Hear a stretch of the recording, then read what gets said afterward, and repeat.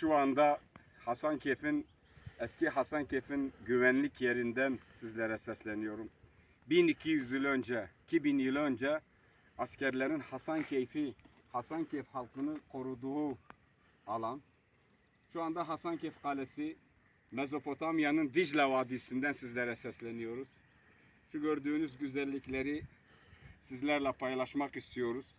Buraya biz bu sağ tarafıma Seyfetlu Kalat Nahli diyoruz. Şu arka tarafımda Dere Hıdılyas diyoruz. Buraya Hasankeyf Kalesi. Şu bulunduğumuz yer Hüseyinike diye bir yer geçiyor. Şu karşıda Tıbbah var. Bu gördüğünüz alanlar hepsi yerel adlarıyla sizlere sesleniyoruz.